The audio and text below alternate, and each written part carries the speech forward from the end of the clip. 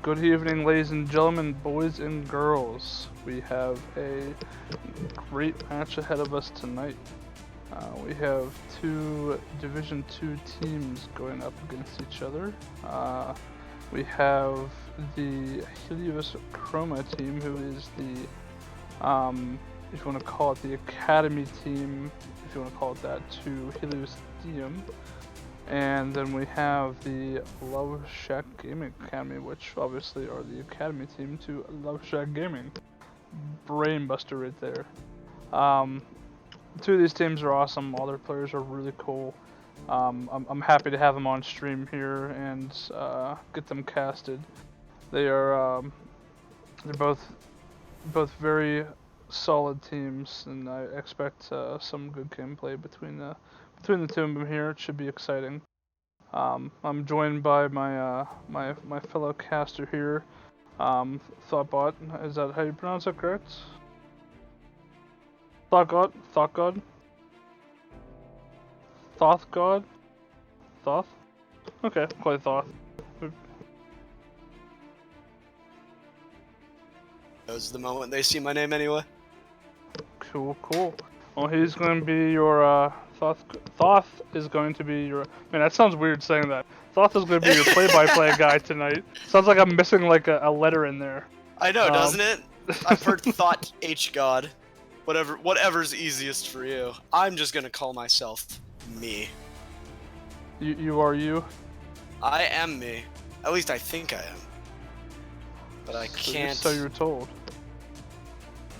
Only by my parents, and that's only 2 people. There's billions of people in the world, so you know. But yeah, I'm pretty excited, honestly, for this. I've been on vacation for a good 10 days. I went to Disney World with my family. It was a lot of fun, but I'm excited to be back. I mean, the first thing that happened when I came back home, other than playing Teamfight Tactics, which is a really fun game, it's free, I recommend everyone play it. But other than that, I immediately went into Overwatch. I watched developer updates. I got right back in. I mean, just before this, I was coaching my team, so I'm really happy to be back, especially casting. This is a lot of fun for me, and I do not know these 2 teams at all, so it's going to be a complete fresh start for me. I don't know if these teams win-loss rates. I don't know any of that, but I don't know if you have any of that information. Well, between the 2 teams, I mean, Helios Chroma has been around for a pretty long time. They stem from Helios Diem, as I mentioned. They actually stem from a... Whoa, I can hear myself on stream. Gotta mute myself, there we go. Anyways, they stem from actually an original team called Icarus, which had a previous captain who ended up leaving us, and someone took over the team and decided to call it Helios Diem, which somehow has some kind of like Roman or Greek mythology in it, where the messenger flew too close to the sun, and Helios Diem is like the sun or something like that. So I don't know how that goes off the top of my head. Yes, I am after all named after a Roman god, but I do know what they're talking about. That's an interesting name, definitely. Love Shot Gaming coming out with the Angry Unicorn as well. So I really like these. I mean, like, look at the detail put into these names. You can tell these teams take this stuff seriously. Look at the detail in these. I love Love Shacks by far. I think they're my favorite logo in the whole league. Yeah, but either way, I'm very excited to be getting in to all of this. I'm excited to be here on the sideline because I am a terrible caster, but I'll try to fill any spot I can to give you a break. Because I mean, constant play-by-play is not the easiest thing to do in the world. Don't worry, man. I can solo cast if you need. I'm perfectly fine with that. I've done it before to myself.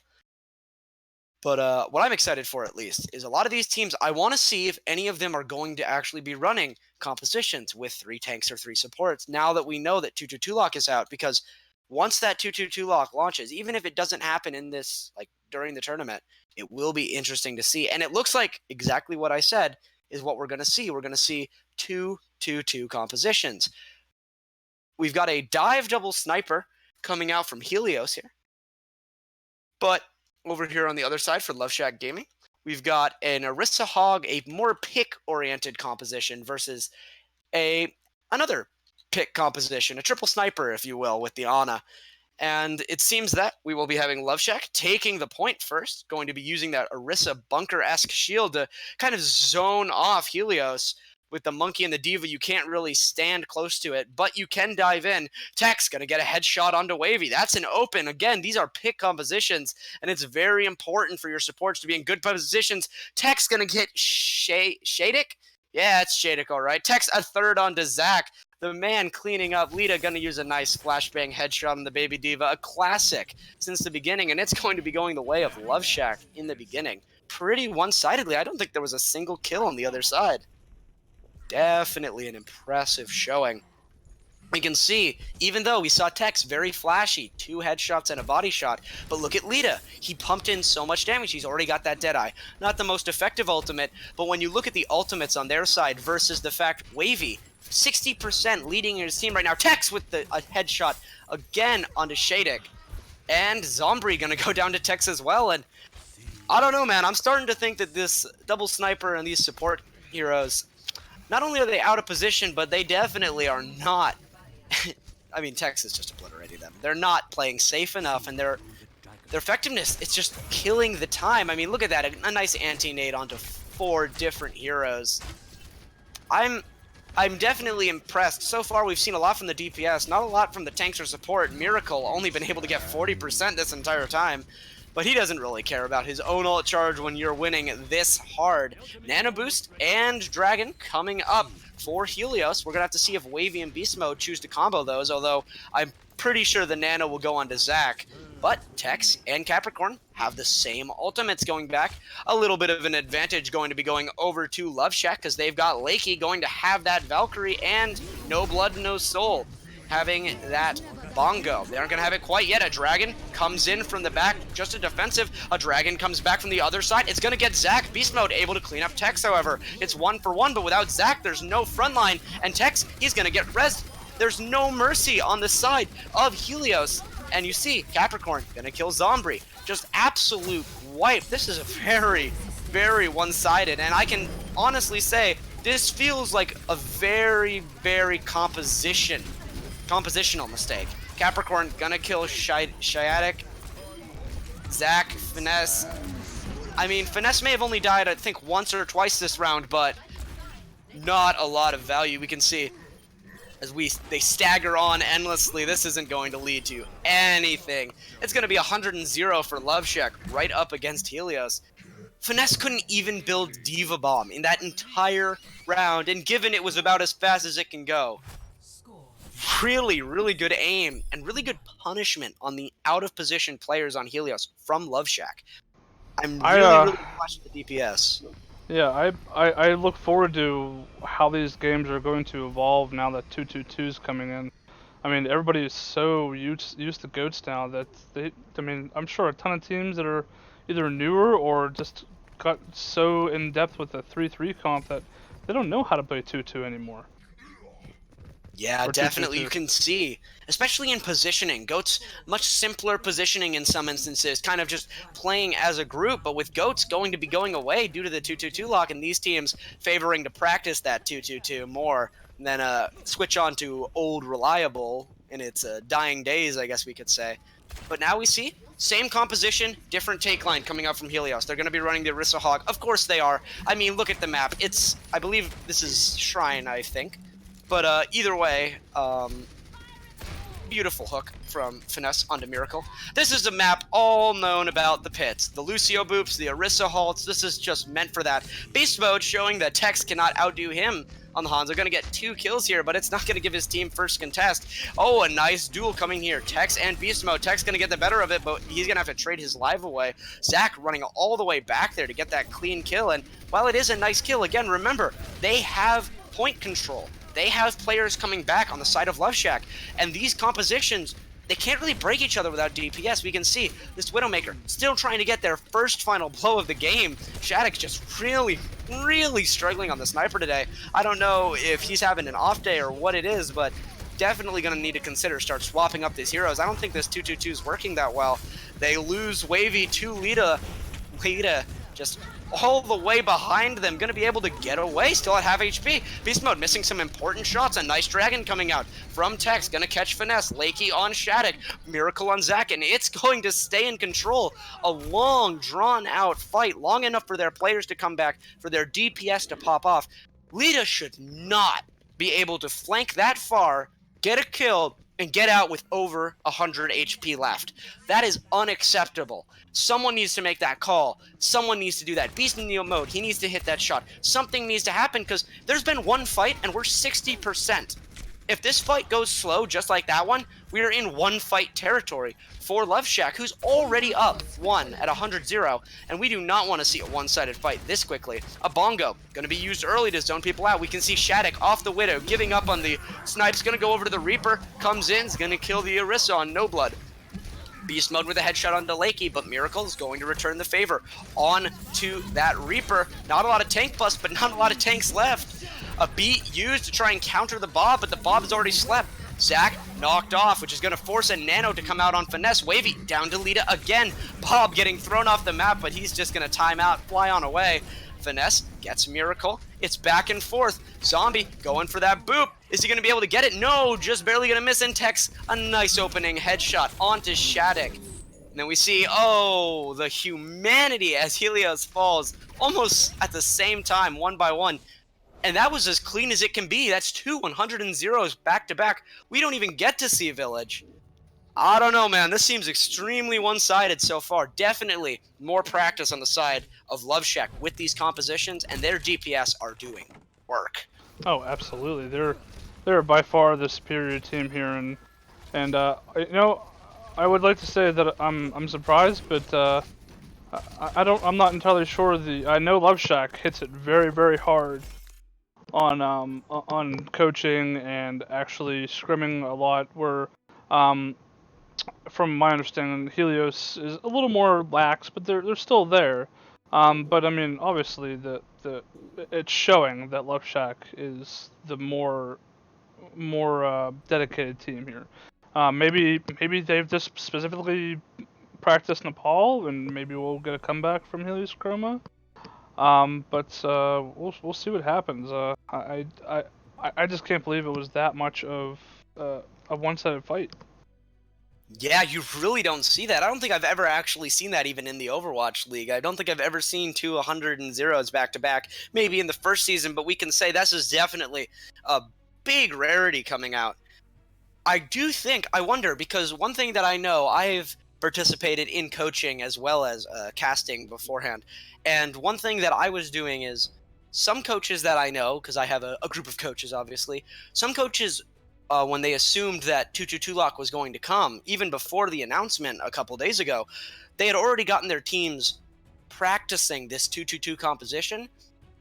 And I wonder if this is what happened here, where we have Helios running this GOATS composition up until now, and we have Love Shack who have been practicing this composition.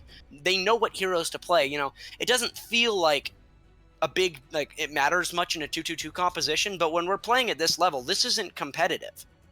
These teams, very, very good teams. One clearly showing to have a better understanding of why they're picking heroes. I do not know what the Widowmaker was supposed to do. It felt like they put a Widowmaker in just because they had a Hanzo. And they said, well, that's a double sniper comp. We have double snipers, good. But I really feel like you could have run something else. They were running, I believe it was a Hanzo. What was the other hero? It was a Hanzo and something.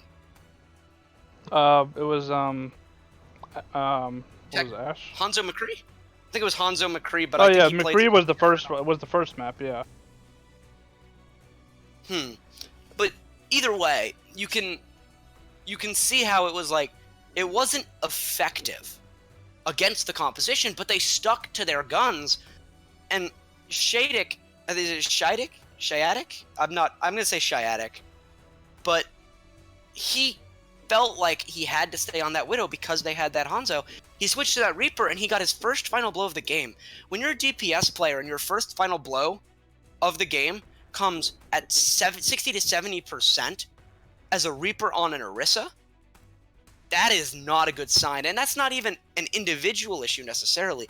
That's just a team compositional issue. So now they're going to have to go way back to the drawing board. I really was not impressed by the double sniper. I don't think we saw a single Widow final blow land. I definitely didn't see a Widow headshot. At least none that mattered at all. I really, really hope, regardless of the map almost, that we do not see any more double sniper, because I enjoy Overwatch. I like to see a roll every now and then. I especially like to see Dallas actually perform, my team. But I don't like it when it's this one-sided, and it feels like it's something that could have easily been prevented with some better team coordination. You know, if Helios wants to pull us out and they don't, and they don't want to really go along with Love Shack with their 2-2-2 comp, I mean, they could still go Goats. It's not like Goats is dead at this current point in time. They can still do it. They don't have to adhere by the 2-2-2. I mean, maybe they're practicing and they're not taking the game seriously, but I mean, Goats is still superior right now. I mean, maybe it won't be for maybe in 3 weeks or 4 weeks, whatever it is, until they put in the 2-2-2 comp, but if they want to pull Win Hunter, they can just go with Old Faithful for the time being. Yeah, I mean, I do see that. Definitely a composition. But again, how much have these guys played that composition in the last week, 2 weeks, 3 weeks? I've been running in, I know with my teams when I'm trying to find scrims, I've been running into a lot of teams who they have actually asked me, will you be running Goats because we want to practice the 2-2-2 mirror?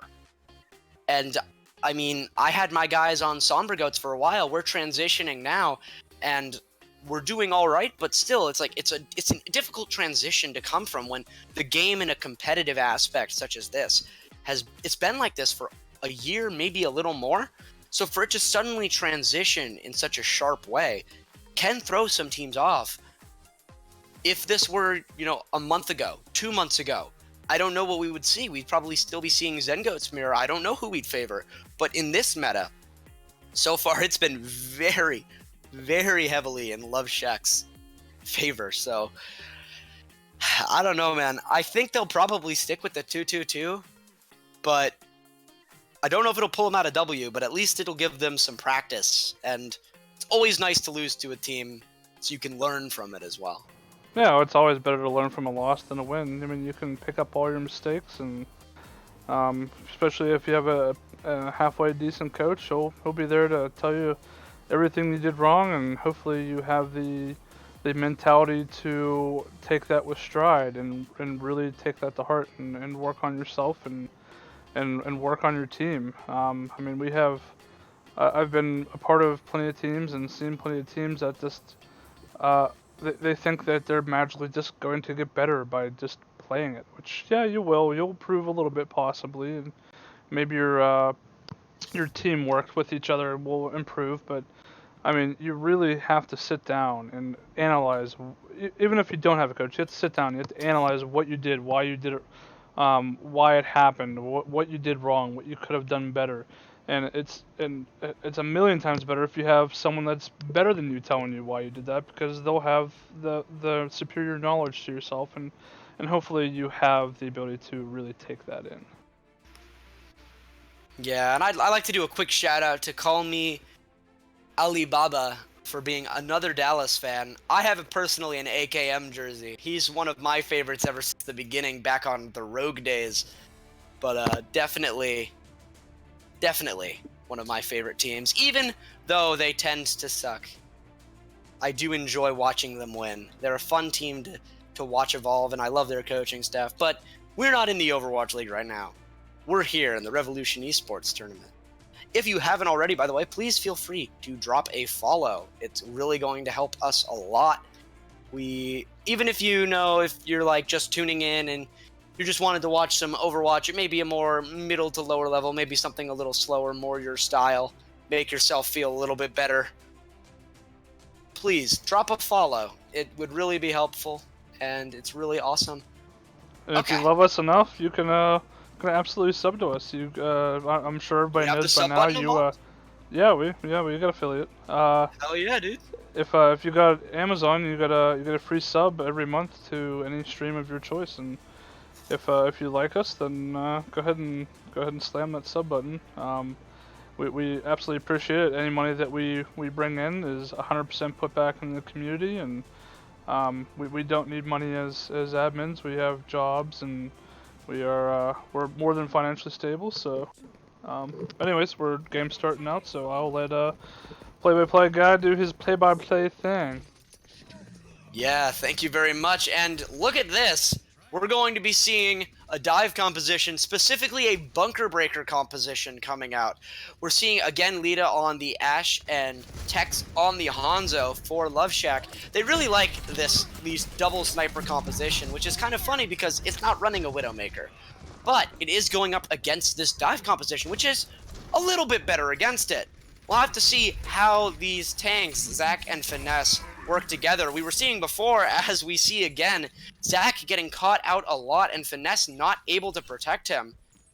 We'll have to see if that becomes a reoccurring issue throughout, because if so, it may be very unlikely for them to even pick up a map, let alone a point. Let's remember that. They haven't gotten a point yet. And while it's only been one map, and Control is the least telling of all of the game modes, it's still important.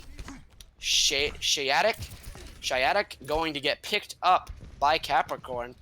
Bloodthirsty Ana so far in these games. I'm really happy with his play. I love Ana, and it's really nice to see another Ana player coming out. A nice hold hook going to get Finesse, and that's going to stall them even longer. They really need to back up. You can't keep playing around these corners because you need to remember when you're running against an Orisa Hog. Another halt hook onto Zombie. Corners protect you from bullets, but they do not protect you from halts. That halt comes around the corner, pulls you right out, and the hook comes through, you're dead. You're dead. That's how it goes. And sometimes it takes a couple halt hooks for a team to remember that. As we see another kill coming in onto Shiatic. He's Sombra only able to get 70% of his ult, which for a Sombra is not ideal. This dive composition has not done too much. We're almost at halftime. Shiatic again. Shiatic just can't seem to catch a break. I mean, 75% in 2 minutes. We're looking at an AKM EMP over here, and maybe even a Fleta Blade, dare I say. Well, we have Lita, got the Bob, Lakey, going to have that Valkyrie. Tech's gonna kill Zach. I feel like I'm watching a bronze competitive game. Finesse down to Lita. I can't even find, like, I'm scrolling around on the map, I cannot find these people. How are they dying? They shouldn't be dying this much. We're talking about 2 minutes, 30 seconds off the clock. Beast mode is only 75% to a blade. Finesse, 60 to a bomb. Wavy, 87 to a nano, whereas we've got everything on the side of Love Shack. I mean, Helios is just getting obliterated. A Bob, a Valk, a Bongo, too much damage. Zach's gonna go down. Beast mode gonna get a nice flick from Lita. Beast mode right into the head. Tech's gonna get Shiatic again. He's finally got that EMP, but we're talking about beast mode here. Nano Blade coming out. Let's see. Let's everybody watch. 53 seconds left. That's a 3-minute 7-second Nano Blade. You know, that sounded like a terrible. little poem there you did there for a second. I was like, a Valk, a Bongo. And I was like, wow, that sounded like a little poem that you had going on. I forget what the third one was. It sounded really cool, though. I was born with the power. Alright, we've got everything now on the side of Love Shack. A Blade's gonna come in, EMP's gonna come in, no nano on the Blade, it's gonna get Tex anyway, Miracle's gonna go down. Lita's gonna return on both of the supports, he's gonna get Beast Mode as well. That's a triple from Lita. This Ashe is insane, he's gonna demech Finesse as well. We see he's not even getting pocketed by the Mercy. No blood down, the Bob's gonna come out. Now the point, it may not be directly contested, but this LOS, we see the damage boost on the Bob. Now on the Ashe, healing everybody up. That's gonna be the point. We see a beat coming in. We still have Nano. We just got remech. We've used 5 ultimates. No, 4 ultimates, sorry. Bomb hasn't come out yet. There's the bomb. Isn't gonna catch anyone. It's gonna get Lakey, but Shiatic dead again to Tex. Wavy's got the nano boost. Where is he going to use it? He's not going to use it because Miracle's going to catch him, pay his life for it. And these trades, they're actually favoring the offense, but this is not clean. A Nano comes on to No Blood Soul. He's going to be able to stand there a little bit longer. Takes another headshot onto Finesse. This man is insane. He's just clicking heads like he's got an aimbot on here. Zombie 1 HP and slept. Gonna be cleaned up by Lita. Tex down again to beast mode. The Genji Blade coming through. A Valk's coming in. Lita is going to get him, and they're not on the cart. I mean, I'm speechless. This has been possibly the most one-sided game I have ever casted. Lita and Tex, they pop off. When one of them dies, the other one just sits up in his gaming chair and says, all right, it's time to go. Cracks his neck and just clicks the heads. These flicks, these target calling, the damage boosters. We saw a Bob 2 times in one fight. With that damage boost even, there's just, even with the stagger advantage, even with the spawn advantage, they're not killing Lita. They are killing Tex, but not until he's killed 1 or 2 people already, and Lita cleans up those snipers, taking those off angles and just applying damage onto one target. That focus fire is, you can see the impact of it. We're talking about 0 points here for Love Shack Gaming, or for Helios rather.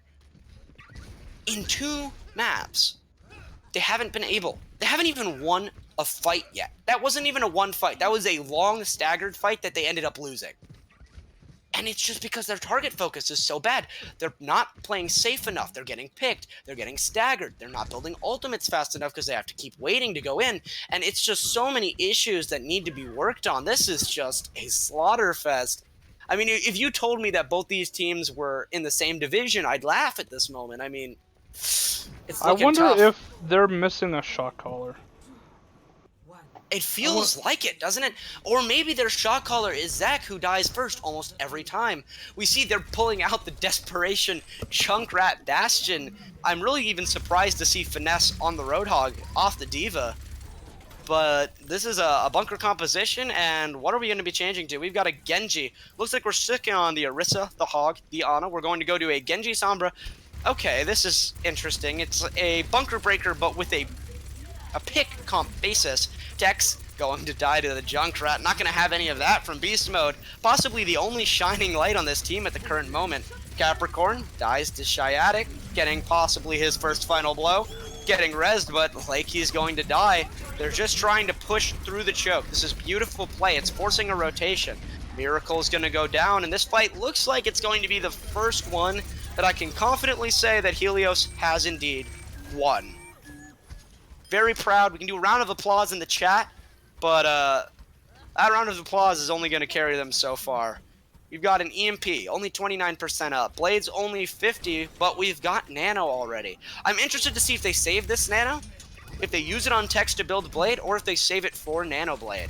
Because a lot of Enas, they like to use them differently. I know I like to throw it out to keep someone alive when my Genji doesn't have Blade, but I speak too soon. Tex already gonna have it. They nanoed the Genji. He's now gonna pop the Blade. Invulnerability Matrix is down. Shiatic only able to get 41%. But a trade back to No Blood, No Soul. Shiatic dead. We're still going. It's a 5v5. There's a tank for the defense, none for the offense. Wavy's gonna pop down that window to give a little bit more damage. Beast Mode and Finesse are gonna go down, but Finesse and Miracle are gonna trade out. No more pulled port going to be happening here, but Zach on Delakey. It's still going. Zach's going to get Lita. Zach is finally able to perform well. Going to go down to Tex, but he's made enough space. He's done enough damage for his team, I think, to carry in on this. Only the tanks left, and with Shiatic back, they're going to get melted. I don't know about this. Another invulnerability matrix. The target focus was pretty good, honestly, but I don't know. That engagement seemed a little bit premature from Love Shack. I think I would have liked them to not nano so early to build the Blade. I think if they had just waited a second for that Genji. I don't know if he was low on HP or not, but I feel like just waiting that little bit of time for him to finish that Blade out, and then nano blading, that little bit of extra damage could have resulted in another kill that probably would have turned that fight in their favor for longer. But with 3 minutes almost burned off the clock, we're seeing a defense. Shiatic, a preemptive ultimate. He's going to try and get something. He slept but woken up immediately. Only thing he's going to be able to shoot is an Orisa shield, which is going to come right back down after that one breaks. That was a An unfortunate ult, to say the least. Now look at Shiatic, he's all by himself over here. He manages to scare the Sombra away, but I don't know. No blood, no soul. He died, he's rezzed. You can't explain that. We see a Valkyrie coming through, a Bongo from the attack. Blade, Valk's coming both sides. Oh my god, so many ultimates, but the EMP is going to disable everything, and it's going to be a cleanup. I mean, look at the spread of the kill feed of all these players, and it took them 3 minutes and 30 seconds, but they are still going to keep Helios from getting a single point in this entire thing. Play of the game. Wasn't as clean, but honestly, it just seemed like they were going too fast. You know what I mean? Like they have 4 minutes to push that distance. I want them to just breathe. As for Helios, I don't think they have a composition. I think they're just running 2-2-2. Like, it feels like a comp game, and you can see the difference. Yeah, I'm not entirely sure what is going on with this. My only guess is, as I said, or you said, they are either the more practiced team, or my guess, and maybe more on the side of Helios Chroma, is maybe they're missing some key players. Maybe this isn't their normal lineup. God knows if you don't have your shot caller there, and shot callers are a rarity, then you are at a severe disadvantage.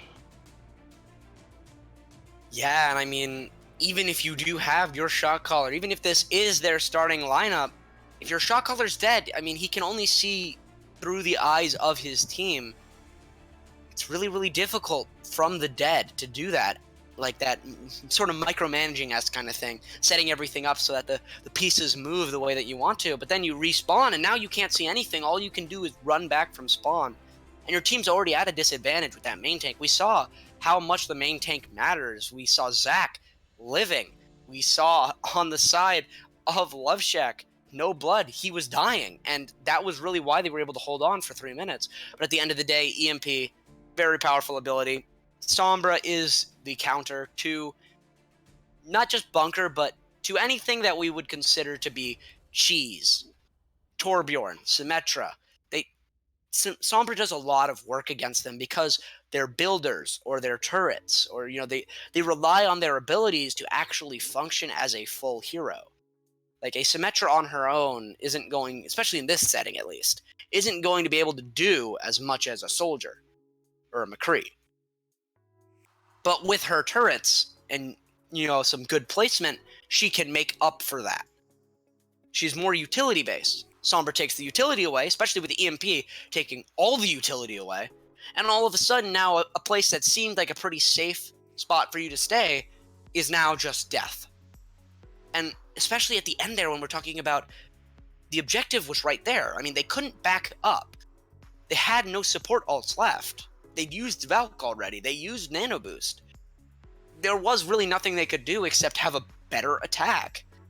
And so I'm hoping, again, that we see some signs of life coming out, because I really don't want to see them having to rely on a Bastion Junkrat composition just to burn time so that they have a chance. I want them to actually play something and convince me that they're not only a good team, but that they're a comfortable and confident team. Because so far, all I see is hesitation, I see pain, I see miscommunications, I don't see what I want to see in a team. And when we look at Love Shack, I see target focus from the DPS, I see the tanks staying together, I see the supports playing safe and not getting early picked. It just feels like they're being, overall in every single role, outclassed. Man, it seems like we're on a VOD review right now with you, the way you're talking about the teams, and maybe they could use this, go back and look on it themselves. Maybe they can get a third opinion or a second opinion if they already have a coach. And it seems like you're already pointing out all the stuff that they need to be working on. So I'll have to remember to mention that to them at the end of this match. Definitely. I mean, again, I've been a coach for about 8 months, and I've been casting for a decent portion of time as well. So I get a lot of time of watching these scrims, and from watching Overwatch League, from watching scrims, you get a lot of that. You get a lot of that feel. Like, you can see what's happening. It's almost like I can see the comms without hearing them. And it's something that you can develop, and anybody in chat can develop it too, just by watching these games. I mean, how many times do you see someone in chat, or has someone in chat see, you know, the Winston dive in and die, and then the Diva fly in late and get demeched, and say there was definitely a miscommunication there? You can really build that up. And I mean, I definitely feel like there's potential there. Beast Mode's doing pretty good, but I just see them as sticking themselves in a box of compositions. Like, this is a composition, and if we want to run this composition, we have to swap all of this. And because of that, they're kind of getting stuck. And they're putting like Shiatic on Widow and Sombra, which I don't know if he's usually comfortable on those heroes, but he does not look like he's having a fun time right now. And I see Wavy on Ana getting picked out. I see Zombri, Lucio. He's playing all right, but he's not as effective as he could be, not as aggressive as he could be. You can see these things, and I really want them. I don't think they're going to be able to fix it, unfortunately, within the confines of this game. I hope they do, though, believe me. But I definitely see minor tweaks they could make to really, really, really make this a competitive game. Because let's be clear, Love Shack is definitely not a god. They're playing really, really well because they're punishing Helios. I do see there are cracks in Love Shack. When their tanks die, they do kind of fall apart. When their DPS, they rely a little bit on their DPS popping off, getting those headshots. So what happens, you know, when you start to get a little tired, your headshots, they're not coming as consistently. Are you still able to hold up, you know, that same pressure? And I mean, as we go into Volsky here, the third and potentially final map, I don't know if we play a fourth map regardless. Yep, fourth. We do? Yep. Awesome. I love this. So, I mean, our third map, potentially our series-deciding map, we'll say. I mean, at this point, if you're Helios, you're just hoping you can get a point. And I do believe in them. Volskaya, 2 CP. This is somewhere where they can definitely do it, because picks are so important. And if they can get one, or even with the performance they're having, maybe 2 picks, they can still take this point. But they need to learn to regroup. They need to take a deep breath, and they need to regroup, push in as one unit, have a plan, and just execute it. Even if it doesn't work, eventually it should. So, I mean, we'll be seeing that. Sorry, we got a request on stream to go over a little bit what happened on the first map. On the first what? On the first map, we have someone that missed it, wants to know what happened. So it was we were on Nepal. It was double 100 and 0 on, I think it was, is it Shrine? I don't know what the other map's called. It's Elephant and the Pit map. On Nepal, we had 100 zeros going in favor of Love Shack. Very, very convincing. And since then, we have not been able to watch Helios pick up a single point in the series. I'm hoping to watch them change that now as we get into this game. Who would have thunked it? Look at the composition that we're running from Love Shack here. The double sniper, the pick comp with that Ash that's causing so much problem. And you were right, look what we're seeing from Helios. We're seeing Zen Goats, a composition that, while 222 Lock will be removing it, 222 Lock is not enacted in this tournament. This is still a composition you can run. And while I still don't think Zen Goats may be the right pick, maybe a Sombra Ana Goats, or maybe even just an Ana Winston Goats into this, they're running now what they're more comfortable on. And this makes me feel like I was correct earlier when I said that they're probably a team that played more goats and now are trying to transition, and they haven't had as much practice on these 2-2 compositions. So we're seeing them now go back to what they may feel more comfortable on. But definitely I'm excited to see if they can really run this goats and bring this one back. But so far, they haven't been able to push in too far, haven't been able to get a lot of all charge, and Lita's got a Bob.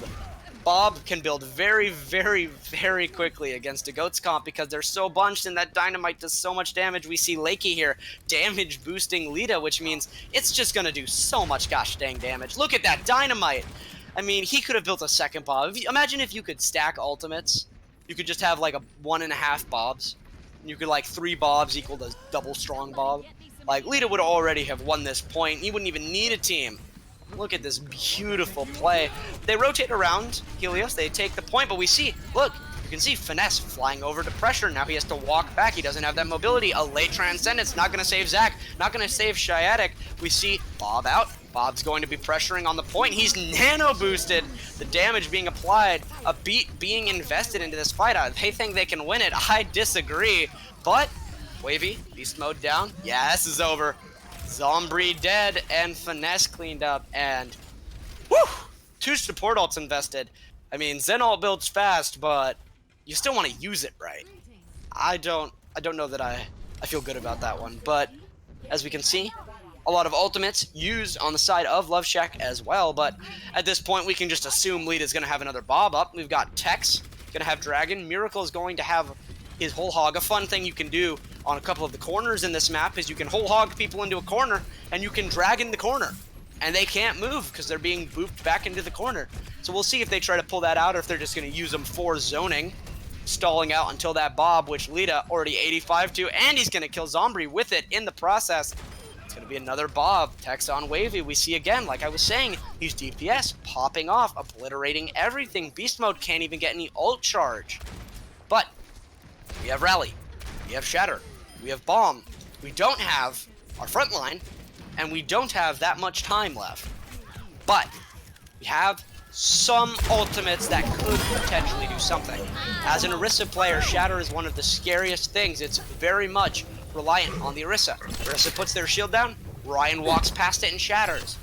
Orisa waits for the Shatter to come out, puts the shield back down to block the Shatter, 900 IQ. It's really going to be, is this Orisa going to be able, is No Blood going to be able to block this Shatter? Or are they just not going to let anything happen off of it?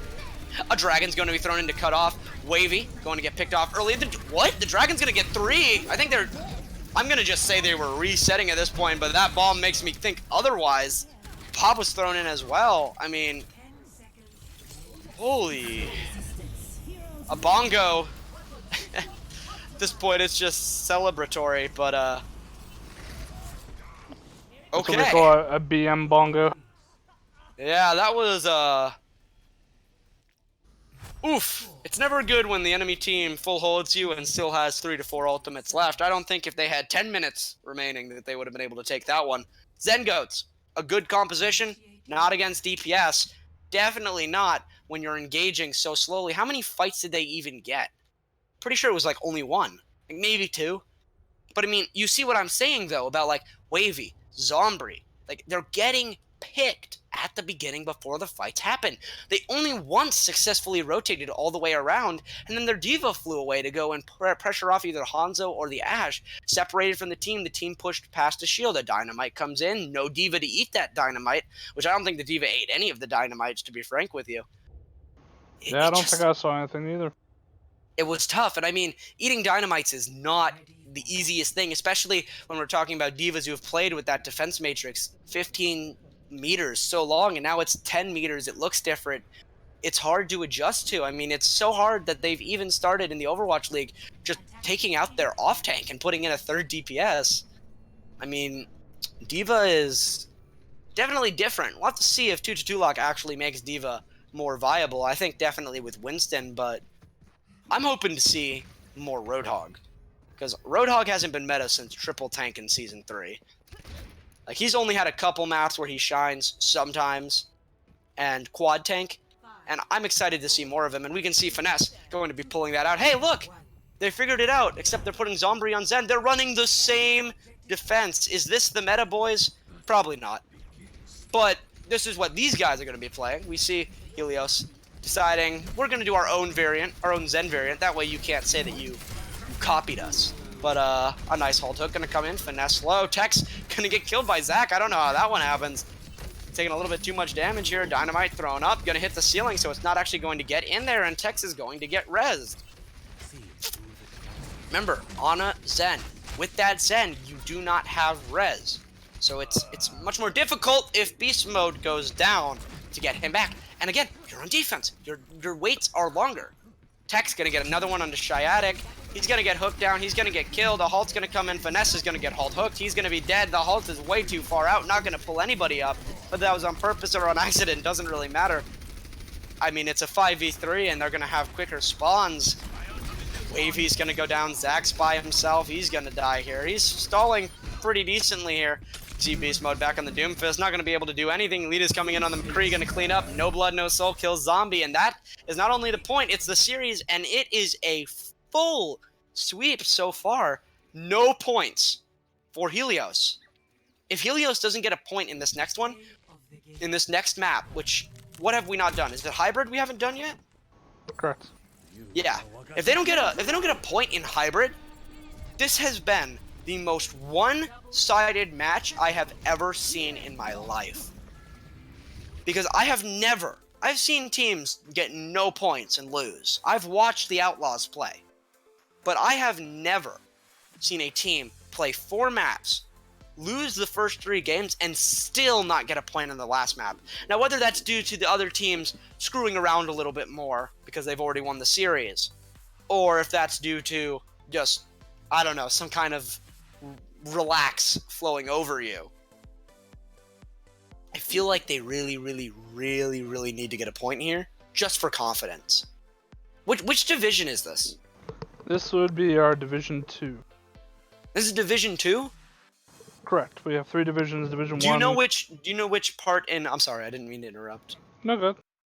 Do you know where in the rankings these 2 hero people are in the division? I will get you that information in 2 seconds. So, awesome, thank you.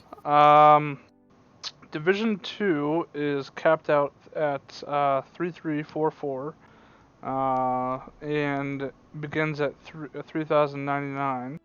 And Helios Chroma is, according to the top 3 calculations we have, we base off of the top 3 people they have and average it out from season 15, season 16, the final and high. So it's 4 divided by 4, and then you add the players together and divide that by 3. Helios Chroma is 3143, and Love Shack Gaming is 3137. You wouldn't see that. Yeah, so this is where our previous community always harped on SR doesn't really mean anything. It's a good semi-indicator, maybe individually, but as a team, you could be so far off. I mean, you could be, everybody on your team could be an awesome individual, but if you can't play together, or if you can't do comps correctly together, it means absolutely nothing. You really have to have that ability to work together correctly, and obviously Love Shack Gaming has that ability, and Helios Chroma is currently struggling with that. I mean, like you said, Helios Chroma is higher in SR by 6. It's like 6 or 7. These teams are basically the same SR, and Helios Chroma has not gotten a single point this series. SR, when it's 300 plus SR, then it really starts to be, well, I think they're just a little bit better individually.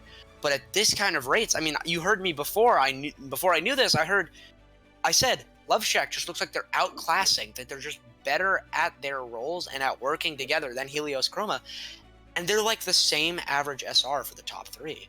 So it's really not that great of an indicator. We do see a couple of changes coming in for both teams, in fact. Extra Sharp going to be coming in for Zombie on the side of Helios Chroma, and Love Shack Gaming going to be swapping up a lot. They're going to have Donut Puncher in for, I believe it was Lakey, Battlemaster in for Lita, and Capricorn is coming out, and Nayoon is coming in.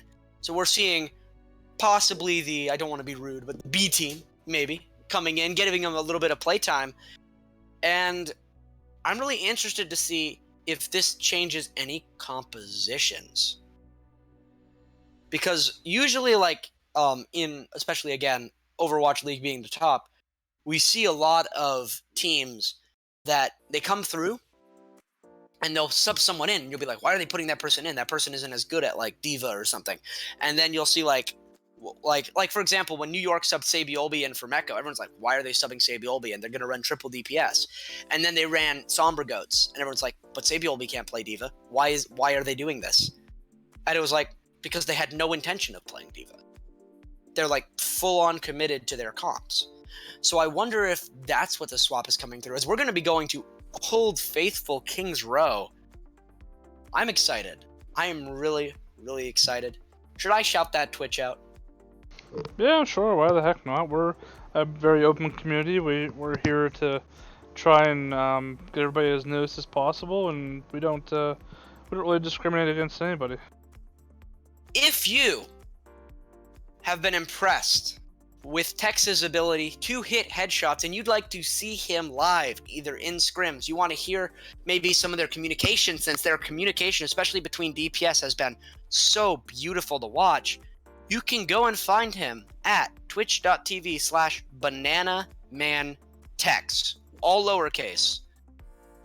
His play has been absolutely phenomenal. I'm definitely going to check him out. I'm going to give him a follow because this has been some Hanzo play when it comes to headshots. This has been some Hanzo play that I don't even get to see in Overwatch League. This is some beautiful punishment of being out of position players on Helios Chroma. I'm impressed by him. I think the chat is impressed with him, and I feel like he deserves the shout out. I mean, I also feel like all of the DPS, Lita has also been playing insanely. So definitely, if Lita has a Twitch, I would have shouted it out as well, but I don't think they're quite as desperate. But I would definitely say if we can get Tech's affiliate as well, that'd be pretty cool because he's very good, and affiliate really gets people to want to stream more. I'd love to watch him play more. Really, I feel like a lot of people, especially other people maybe of lower ranks. Remember, these are low mid diamond teams. People of lower ranks, plat, gold, can really learn from some of the things that Tex does, because while a lot of it looks like aim in the kill feed, there's so much more going on. He's putting himself in positions where he can land those headshots easily, and he's just using Sonic Arrow well. He's using his other ability. I believe I almost said Splash Arrow. That'd be an interesting ability. That's what they should do actually for summer. They should give Hanzo a water skin where he fires splash arrows and they do like water animations. That would be cool. I just created a new skin. You're welcome, chat. Go make it. And they could have Soldier 76 have like a Nerf gun or something like that. Shoot Nerf darts. Yeah, I mean, I know that the new Torbjorn has his turret actually has water moving in it. It's like a squirt gun. That was really cool. I really liked that. But I'm definitely back to this. I'm excited to get this started. As we are picking these sides, we're going to I believe it's Love Shack Gaming going to be on the defense, yes. And again, we have new players in. We'll see if this changes any compositions, or if they just want to run, maybe they want to be a little more flexible in some ways. We'll see if they run anything. Definitely, I assume we'll be seeing less Ash coming out from Love Shack. And I assume that Helios is probably not going to be running Goats, since they've already lost the series. Kings Row, home for Goats. Not going to be home for Goats anymore. Probably going to be home, honestly, for Double Sniper, at least for the first point. And maybe even the second.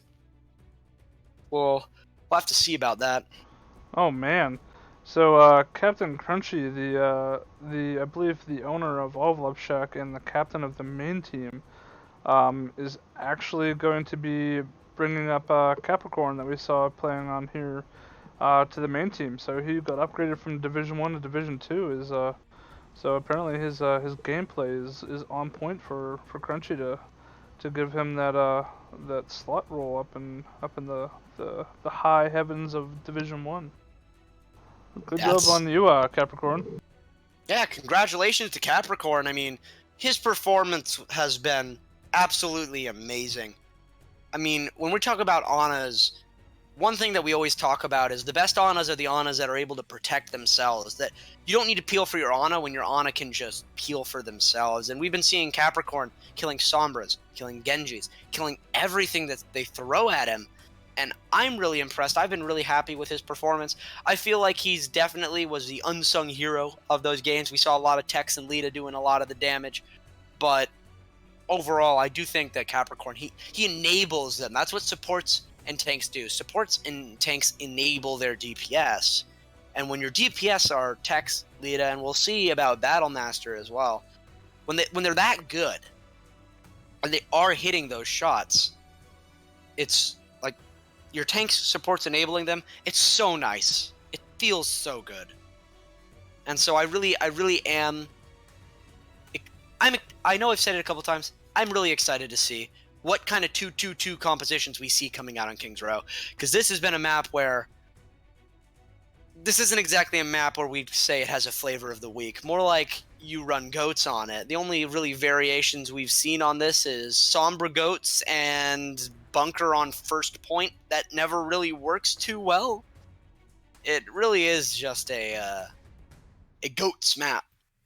But again, with 2-2-2 lot coming out, these teams, especially with the series being over, probably are going to want to try and play something else. And remember, we're still rooting, I know I am at least, for Helios to pick up a point. I really, really believe in them.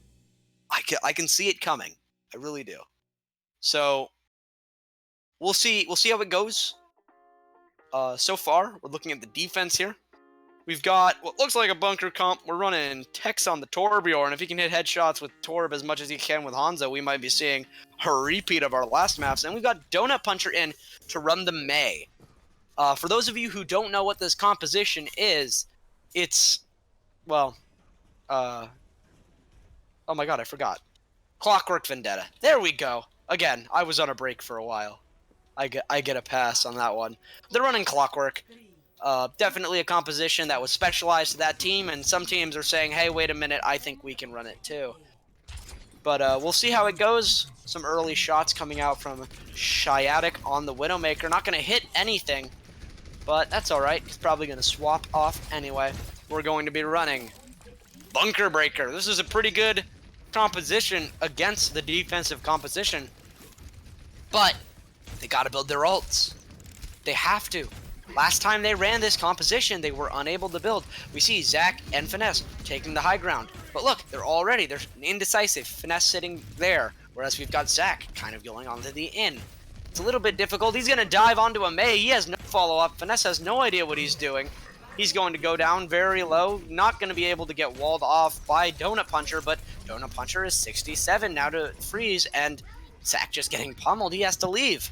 Look at the ultimate for Donut Puncher. It's coming through almost. He's at low HP. Shiatic trying to clean him up. Actually, Finesse is going to get Battlemaster with a melee for the first kill. Beast Mode cleaning up onto Nayun. Tex going to kill Zac, but with Miracle going down, I think we're going to see it, boys. No Blood kills extra sharp. Shiatic killing No Blood, No Soul.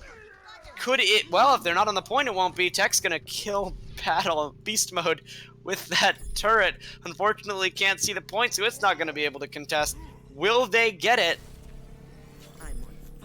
Oh, we see. Is a recontest going to be coming through? No, it doesn't look like it, and we will see it. Hallelujah. Helios is going to be able to get a point in the series. Now let's see them try and convert that 1 point into 2 points, to 3 points, and then maybe to a game, or map win. We'll have to see how they can run this. That was better execution. Still not great. Not clean by any means, but it was better execution on that dive. And Beast Mode, I mean, he really did live up to his name there. He got some good picks. He applied some good damage, so Finesse could get the cleanup kills. But now we're looking at the good old hot and cold combo. We're going to run a bunker, or a bongo first. Battlemaster going to kill Beast Mode with a nice right click. That bongo really going to assist him there. Nice nade coming through, but a wall is going to cut off any follow-up onto that one. Not the biggest of deals, but oh my god, not again. Oh my gosh, they're so good at hiding around corners, but they're not that good at hiding from those pull orbs. I mean, at this point, you've got to be traumatized when you see these pull orbs. We see Zac here. Zac still wants to get hit by this pull orb. I mean, these kids just want to go play on the swing, but their parents... well, their parents don't seem to be protecting them very well. Zac, what are you doing? You can see what I mean when I say, like, they're constantly out of position. They feel like they're safe there. They've got 6 ultimates. We're looking at a big ult bank, 11 ults total. Everything except Bongo from No Blood, No Soul is up. Who's going to use their ults better? EMP Nanoblade is a great combo. Definitely, it's a break for this composition. EMP, Nanoblade, that's two. The supports are dead. No Blood dead. Miracle dead. Tex dead. Gonna have to use anything else? No, they're able to hold on to their other 3 ultimates, and they're able to win this fight. But now they're going in 3 ults, 2 tank and a support ult of Lucio, which, by the way, fun fact, Lucio cannot save frozen targets from towards lava. If a target is frozen and lava is on them, there is only Transcendence can save them. Beat cannot. So if this Lucio beats and they do the freeze and lava, it actually won't save anyone. Maybe the tanks, but for now, Shiatic's going to be able to kill No Blood, No Soul. Going to be able to get that kill. Zach's going to come in onto Donut Puncher. They might not even get a fight. They're going to use the lava, and they're going to use Miracle, but they didn't get to use the freeze. Unfortunate there, and that's going to be a roll. That's 2 points. That's twice as many points as they had prior to this point. And yeah, the walls, honestly, not going to lie, Donut Puncher not impressing me quite as much with this Mei play. The walls have been very much more please don't hurt me. They remind me more of a makeshift Rhine shield than a displacement or a trapping mechanism. And the offense, 3:30 left. They're running this composition. This is a composition that I think will be very strong in the up and coming meta for attackers. This oh my gosh, an EMP bomb executed beautifully, and they're able to hold Nano Blade, so they have a good means of winning a fight, of cleaning up here. That was a beautifully placed bomb. They're gonna have to try and use trans to get out, but the boop from the Diva, beautiful body blocking coming out, no contest going to be coming through, and they don't even need the Nano Blade. I mean, we're going from a team that couldn't take a point to a team that's gonna finish King's Row with, well, let's see, 3 minutes and 2 seconds. Oh, definitely. We can argue that the player swaps here may be having a slight impact, I think, on communication, moreover than individual play. I mean, trying to run Clockwork throughout the map, Clockwork is a very fun composition until you actually play it, and then you feel really, really stressed, because they were only able to use Lava or Freeze, or the Mei Ice ult. They're only able to use them, I think Blizzard, there we go. They're only able to use them once each, and they didn't use them together. So they didn't really actually do anything. They didn't land that many halt hooks. I mean, they landed a couple when they were staggering out, but it's still not that great. I mean, think of it this way. They got 3 minutes and 2 seconds, and that wasn't even clean. I mean, they were getting staggered whenever they lost a fight. So they're like, well, you know how we don't get staggered? We just don't lose a fight. And so then they said, after that last stagger onto Zach, they said, all right, no more losing fights. And then they went through and they ran their composition to perfection. Shiatic stepping up. I mean, I'm finally, he seems to be awake now. You know, the Sombra, a little bit more comfortable, a little bit better target selection. He's getting picks early. He's building EMP faster. That's what you need. And we weren't seeing it earlier, but we are seeing it now. Okay. I don't think we're going to be seeing this. Yes, we are. So we're going to have some, a couple role swaps, if you will. No Blood, No Soul is going to be swapping with Tex for that DPS role. Tex is going to be on the Reinhardt, and No Blood, No Soul onto the Soldier. Whether this is memeing or actual strat from them is still up for debate. We see the McCree Widow coming out for the defense. They're going to be running a bunker. They're going to be running a Diva with it, however. So no halt hooks will be involved here, but a little bit of damage mitigation. Except for that nade, that's not going to be eaten. Tex is going to die real quick. Neon down to 1 HP. He's going to have to play super safe behind that statue. Going to be able to save No Blood, No Soul. The Doomfist is going to be able to get out. And I'm excited to see what the swaps come through. We're seeing Donut going to be coming back to spawn, going to be switching over to the Hanzo. But they're still going to be running Tex in this run. They're still going to be running No Blood on this Soldier. This is very memey, very peculiar. I haven't seen a non-main tank play Ryan since Hydration did it for Gladiators. An Anti is going to come out onto Tex, which is going to end up with him dead. But Donut gets extra sharp. Now we've got Miracle killing Finesse. They still can't really contest the point without their Reinhardt because, I mean, that Orisa does so much. Some trades coming. Donut Puncher and Shiatic trade. Beast Mode is going to be able to kill Battle Master. Beast Mode is going to get a second onto Miracle. There we go. Why did I suddenly screw it up now? And, I mean, Orisa, when they don't die, very, very good at standing in places, especially when you're trying to stall a fight out. Can be very difficult to kill even with a player advantage. That Fortify, the shields, the pull-aways. I mean, it's really difficult to get within close proximity. We see No Blood, No Soul, only 81 to Visor. Tex, only 75 to Shatter. Gonna get Nano, throw a Fire Strike in, gonna get slept, gonna do a charge, gonna be able to D-mech Finesse. Wavy's dead to Miracle. No Blood, No Soul's gonna get one onto the Orisa. Widowmaker by Shiatic. Not gonna be contested up here, but his team is dead. Yeah, that's gonna be the end of this first point defense. Very, very, very memey coming out from the attack. We at first were wondering, is it a strat? Doesn't seem like a strat, but definitely trying to have a little bit of fun before we end the day, if I do say so. But we're looking at the ultimates. We've got Graviton, we've got Shatter. Finally, we're gonna have Beat and Visor for the attackers. Whereas for defense, we're gonna have everything except for Widow's sights. So I don't know who this favors really. I mean, I'm gonna say that it probably favors attackers. You've got that Grav Dragon. If you can build up Donut Puncher, and you don't really have a defensive ult that works against it. Remember, Zen's Trans was changed a while ago. They're going to open with Visor, going to pick off Extra Sharp, going to pick off Shiatic. Beast Mode's going to return onto No Blood, No Soul. No more aimbot for you. Unfortunately, aimbot does not provide you with health, but what's Beast Mode doing over here on the stairs? Gonna bob a high noon, it's gonna get Beastmaster, it's gonna bring Miracle down to 1. Finesse gonna be able to clean that up. Finesse has been good at cleaning up on low targets throughout this, but a Shatter's coming through. A Dragon to clean up. 2. Oof. Seeing Tex, Nano, swinging at the Shiatic, but he's not going to be able to get him. The Dragon actually gets Wavy as well. Tex is going to go down. Donut Puncher with 4 in that fight, even though 3 were from the Dragon. A well-placed Dragon nonetheless. And it looks like the defense is going to be switching over to a Ryan Zarya with a Genji Sombra. So it's the same composition that we saw before, the anti-bunker, but it's going to be running a Ryan Zarya because defense King's Row 3rd point lull. Now we see we've got Grav. We've got Beat for attack. Beat, not going to really be needed for anything other than sustain. But this Graviton's going to get trans, and they don't have anything to break through it. Donut Puncher's going to kill Extra Shark, though, so the Grav not going to get trans anymore. If they do an early trans here, they can punish overextensions. I would really love to see a Graviton just thrown here and them win the fight. There's no transcendence for it. They might. The Zen is back now.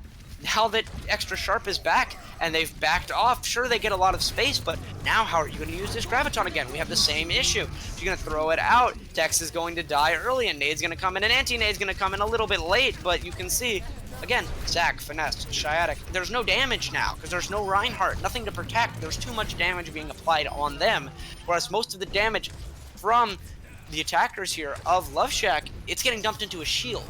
A cracked shield, but a shield nonetheless. Cleanup's going to come through, and we're going to have a little bit of a slowdown now as the times start to come to about even. It looks like Love Shack, for the first time in this series, is going to actually be at a disadvantage, even if they manage to cap. But a lot of damage being put into Zac, a lot of swinging happening. You can see the GOATs practice on these teams, these Zarya bubbles and these Rhine nano boosts. Donut Puncher with 3, didn't even get a combo on that one. He's going to be able to get 3. Battle Master going to get killed by Zac. Donut Puncher with 4 again.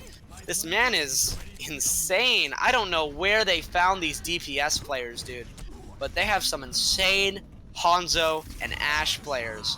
A Visor going to try to clean up. We see Neun going to kill Beast Mode. No Blood, No Soul cleaning up with the Visor. Donut Puncher with 2 more onto the tanks. It's going to clap. Not as fast. About 43 seconds shorter, which is another fight about. But still, the end there looked really, really questionable. And we need to remember as well, they attacked with a DPS and a tank player, swapping roles. I don't know, Chief. Yeah, I don't know either. I mean, since the swaps happened on Love Shack Gaming, it seems the game is at least a little more fair or more evenly keeled here. So That's always a good thing when seeing a little fight from both sides. I'm actually excited to see Battlemaster in. He's been around with us for a very long time, and he's always been looking for a team. And I guess he finally found a spot with Love Shack Gaming Academy, which is awesome. Um, because actually, it's what's really weird is I used to know him as a main tank player, and I guess he's flexing off of that possibly. Maybe Miracle or No Blue is typically the main tanks, and he's maybe more flexible. I have no idea, but it's exciting to seeing him play. Indeed, as we're going to be going into the next round, it looks like they're going to be running. Let's just say they're playing their roles now, except No Blood knows. I did not believe that his role was to go back to spawn, but maybe it's a sign that he should go back on the soldier and put Tex back on the Reinhardt. It seems like no, they're gonna actually run their roles here, as the defense is going to be coming out with a. Actually, these compositions are kind of insanely similar. We've got different tank lines coming out, but the DPS lines are the same, both running an Ana. But Beast Mode going to be able to pick up Donut Puncher, so a little bit of an advantage there. Shiatic going to pick up Tex. Well, you can say it now, the DPS from Helios definitely stepping up a little bit here at that one round. Going to give them one win at least. Put a little bit more pressure on, but Naeun got that nano. Battlemaster going to be getting up onto the window. Tex gonna kill Shiatic now. That means no ult for him. Zach's down, no ult. Beast Mode's gonna be able to get Tex, but I don't know how much that matters when you don't have anything to contest the point. A nice sleep dart onto Battlemaster, but again, is it enough? The Ana getting knocked down very low. Beast Mode getting picked early. Are they going to commit to this? Are they going to use Nano? No, it looks like they don't have anyone to commit. They're just going to give it away. Fight on streets. Try to hold this first choke as we're moving into one. Potentially, if this fight is quick and early, two. Fight territory. Oh, no. Another hold hook. Unfortunately, on a Reinhardt, a nice bubble to keep him alive. Didn't block the hook, but did block the damage. And using the shield hop to get back without slowing himself. Not too much, at least. We see now Junkrat going to get killed. That was a bit of a feed right there, if I do say so myself. A nice Sonic Arrow kill by Beast Mode. A little bit of BM back and forth, as you know. But Tire's going to be up. They're going to have everything on the side of Love Shack Gaming. So really now it's how many ults are they going to use? Remember, they want to push this as far as possible, and they can win this fight with all six, sure. But do they really want to win the fight with all six? Finesse is going to go down to the Dragon, so now it's a 6v5. How many more ults do you commit? It looks like they're going to be backing up on the side of Helios, so probably no more ults. Miracle's going to use his, however, going to use his whole hot. Escort them back to their spawn a little bit faster as the Tire's going to come in. It's going to get Zach. It's going to get extra sharp. More delay. Will they even get a contest now at the end here? I mean, look at where Shiatic is playing. A halt hook right now would just punish this so hard. He's going to get launched into the air. He's 1 HP. He's going to have to hide, trying to get the mini wave. He's going to be able to save him. No bubble for Finesse, and Finesse is dead. Now they can't contest that fight, nor can they get another fight here. So now they're just going to get rolled again. I mean, you can see they're just playing too far up. If you don't know where to play safely as your person, just sit at spawn. Wait for your team and move as one unit from spawn. I mean, sure, you get less ult charge, but you also get less ult charge if you're dead. So I really don't like when they play that far up. They've got 6 ultimates now. They should be able to prevent this. A High Noon's going to come out, going to get Tex. There's no res anymore. A Sonic Arrow is going to finish off the invulnerability. A Dragon coming to Graviton. It's going to get 3, and that's going to be it. It's going to finish 4. Going to finish Miracle, but that's not a fun push to see when you're on defense. It's actually funny seeing some like even Division 1 or even top tier play or tier 3, tier 2. I mean, there's like always a clear-cut line of skill level and communication and how teams play, especially as you mentioned with engages, like lower tiers like gold and plat and even apparently diamond, where engages are kind of maybe a little sloppy, where people will go in, like you'll have a person or two going ahead of the team, and maybe they don't know when to pull out and when a fight is lost. Where the tier 2 and tier 3 and even master level teams, they know that, hey, they lost a fight, you pull out, or hey, we gotta group up and go in as a unit, and we don't see that from lower level teams.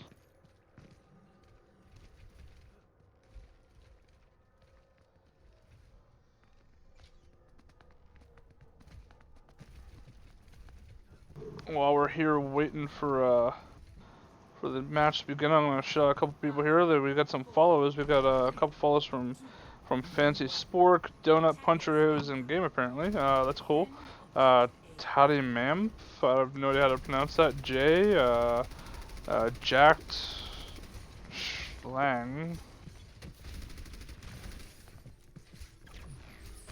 We've got Ruby and Star, who actually did it a couple days ago, and I didn't even catch that.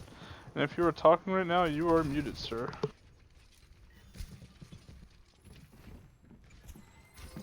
Oh, it seems I lost my play-by-play guy, so I am not a caster. I will not even pretend. Hey, what? What? Am I here? You are here.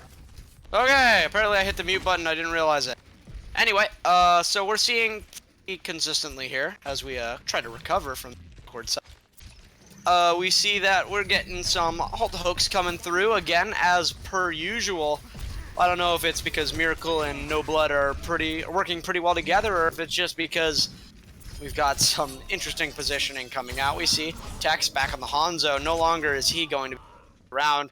3K going to be coming through. It's so easy. I think that might have even been a 4K. He's going to get Dragon already within 2 fights. A conversion over to the Ryan Zarya with this composition. Still going to be playing for EMP Nanoblade, but 3 minutes and 3 seconds, suddenly down to 1:30, and we're only 74 to Blade, 62 to EMP, 60 to Nano.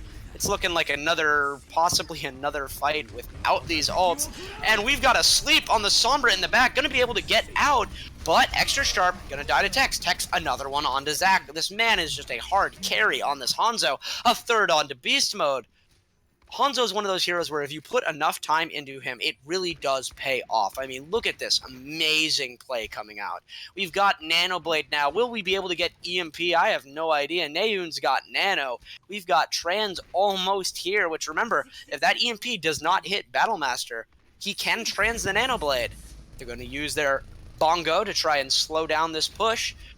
Halt, not going to get anything though. They're going to be rotating through Hotel, but they're leaving Wavy and Beast Mode by statue. So this is a bit of an interesting rotation. It's looking like an EMP Nanoblade play. They're going to EMP. They're only going to get the tanks. The Nanoblade's going to come through, though. It's going to manage to kill Nayun. Donut Puncher returns onto Extra Sharp. And now we've got a Nano onto No Blood, and yeah, back and forth.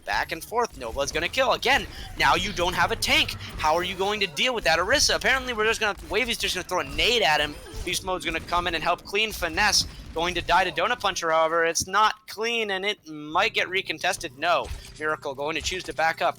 And I just want to point out the real severe difference in these teams. Look where Miracle is backing up to. He's back in Mega.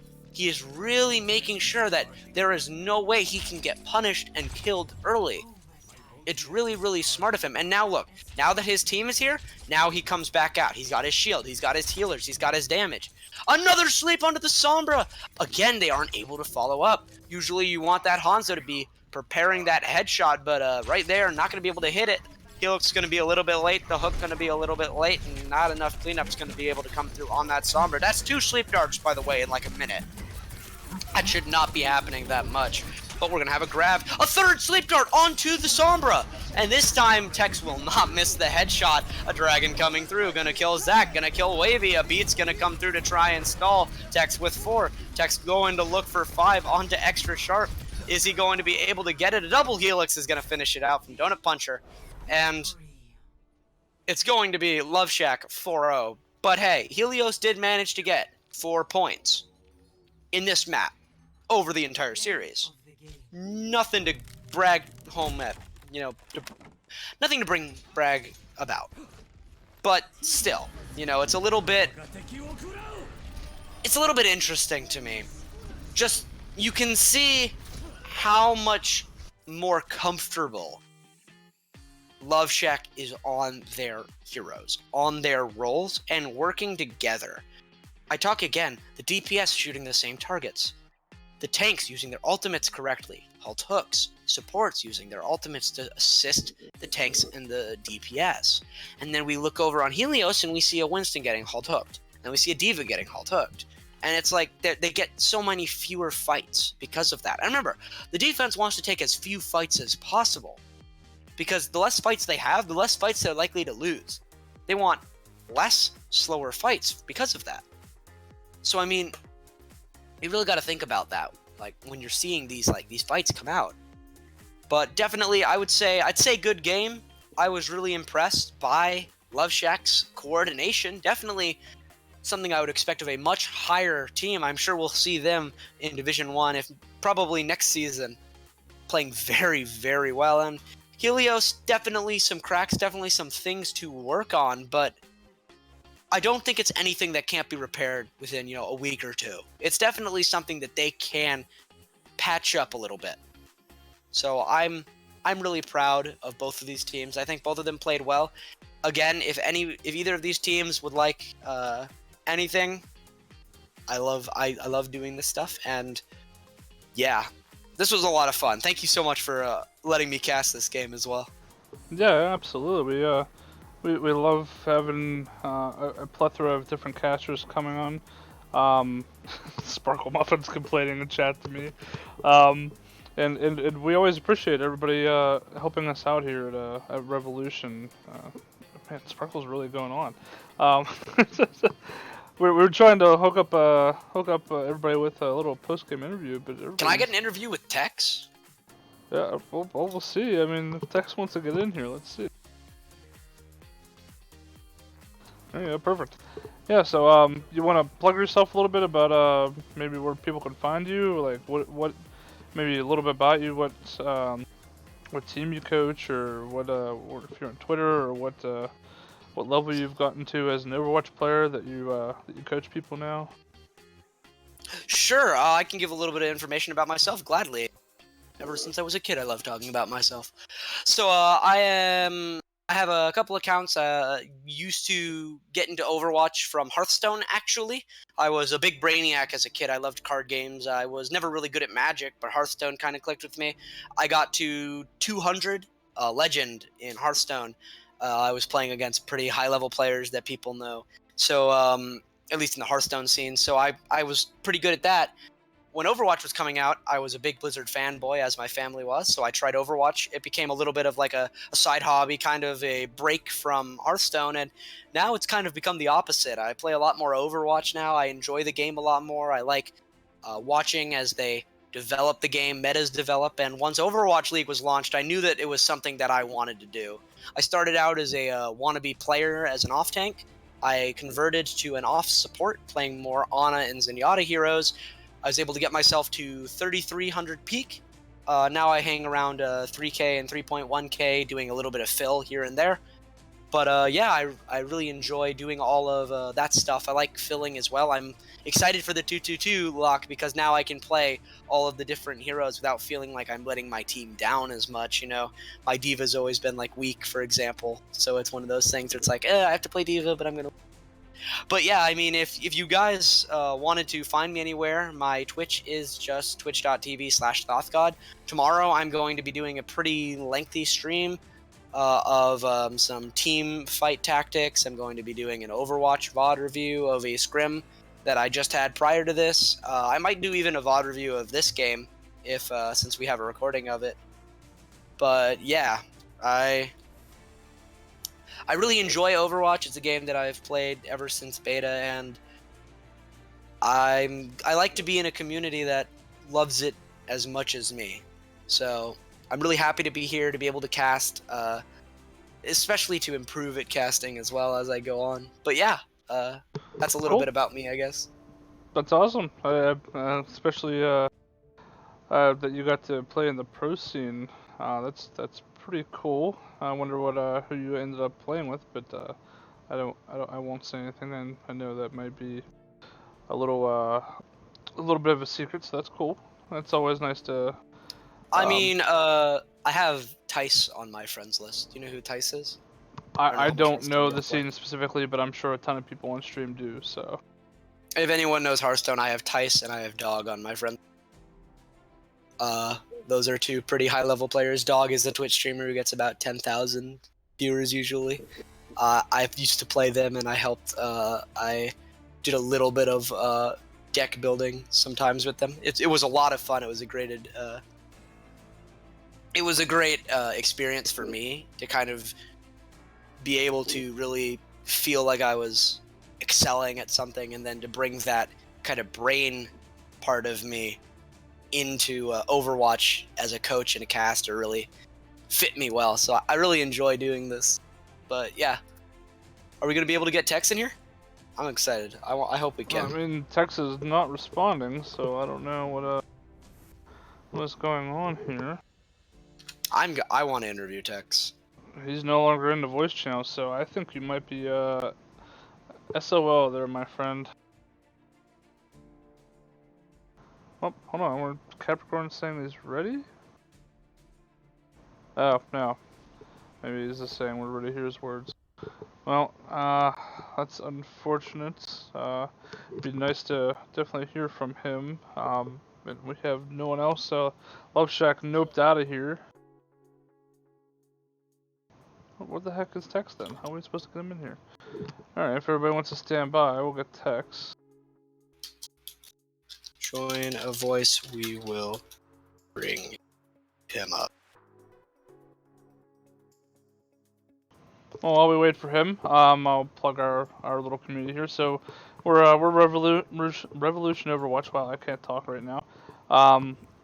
We come from. He's in the chat. Sorry. Okay. LSGA. He's in the voice chat. Well, let's see.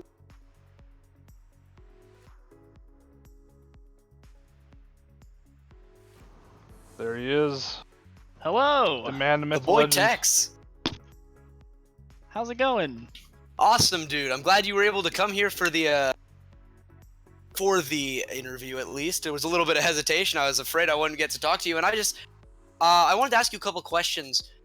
You were slamming heads Yeah. as Hanzo. What prompted you to play Reinhardt?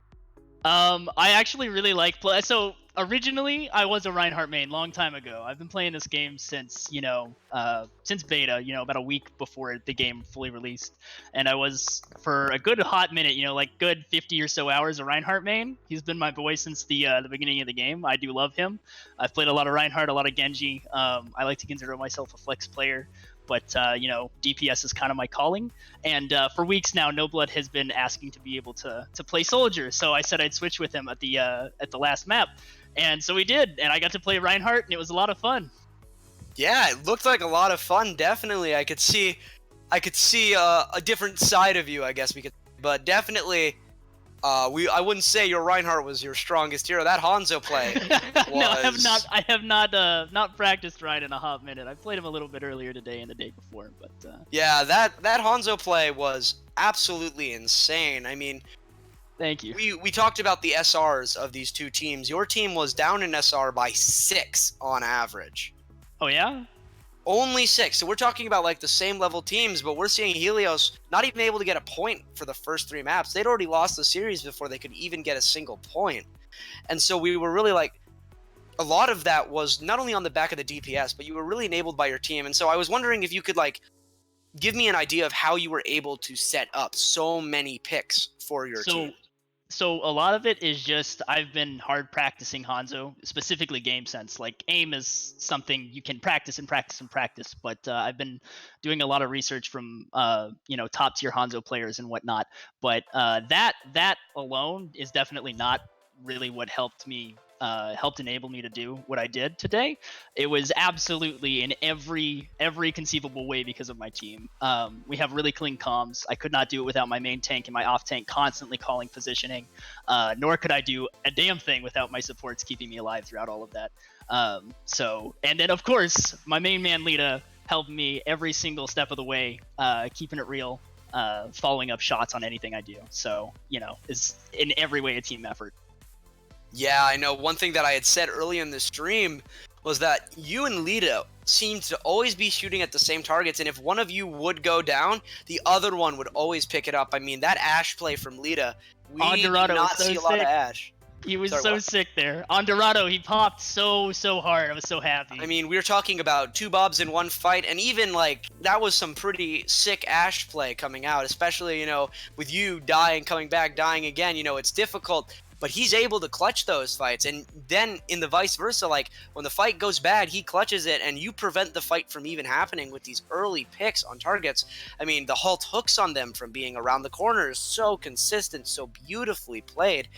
But the last question that I have for you that I really is there any tip that you've learned from Hanzo, from whether it be coaches or just from playing him a lot, that you feel has helped you get better with his aim? Because Hanzo is an aim type that's really specific. I know when you probably started playing Hanzo, you kind of feel like he feels different from everyone else because he's a sniper, but he's a projectile.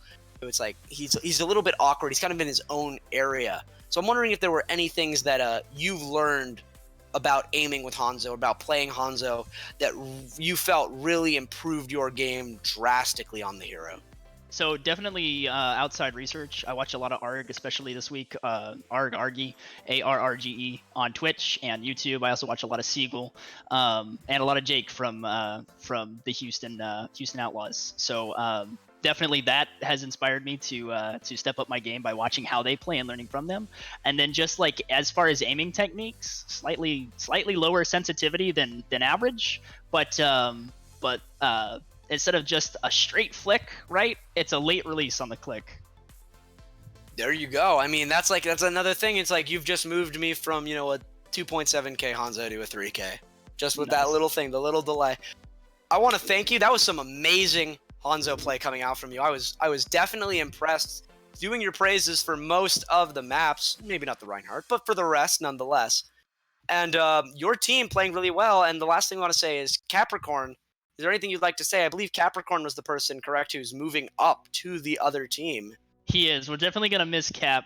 When I first joined the team, Cap was in the DPS role, and I honestly did not know that he was a support player. So I was surprised to hear that he was moving up to the next team, or to the LSG's main team to play for support. But apparently that's his best role. That's what he prefers to play, and he will be sorely missed because he is a fantastic player.